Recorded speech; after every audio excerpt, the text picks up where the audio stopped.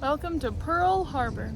Today's video is a simple walkthrough of Pearl Harbor National Memorial, and instead of talking about it, the audio will be of Eleanor Roosevelt on the night of December 7th on her regularly scheduled broadcast for the Pan American Coffee Bureau. She became the first public figure to speak to the nation about the attack, urging listeners to rally behind President Roosevelt and his cabinet as they led the nation in war.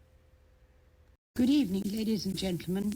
I'm speaking to you tonight at a very serious moment in our history. The Cabinet is convening and the leaders in Congress are meeting with the President.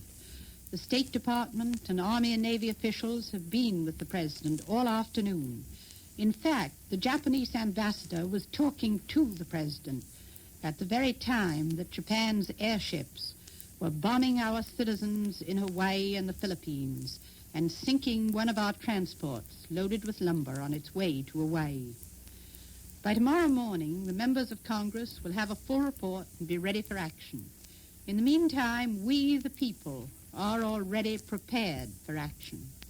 For months now, the knowledge that something of this kind might happen has been hanging over our heads, and yet it seemed impossible to believe, impossible to drop the everyday things of life and feel that there was only one thing which was important: preparation to meet an enemy no matter where he struck. That is all over now, and there is no more uncertainty. We know what we have to face, and we know that we are ready to face it. I should like to say just a word to the women in the country tonight.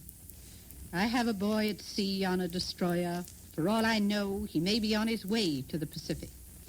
2 of my children are in coast cities on the Pacific.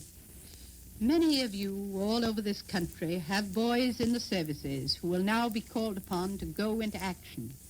You have friends and families in what has suddenly become a danger zone. You cannot escape anxiety. You cannot escape a clutch of fear at your heart. And yet I hope that the certainty of what we have to meet will make you rise above these fears. We must go about our daily business more determined than ever to do the ordinary things as well as we can. And when we find a way to do anything more in our communities, to help others, to build morale, to give a feeling of security, we must do it. Whatever is asked of us, I am sure we can accomplish it. We are the free and unconquerable people of the United States of America. To the young people of the nation, I must speak a word tonight. You are going to have a great opportunity. There will be high moments in which your strength and your ability will be tested. I have faith in you. I feel as though I was standing upon a rock, and that rock is my faith in my fellow citizens. Now we will go back to the program which we had arranged for tonight.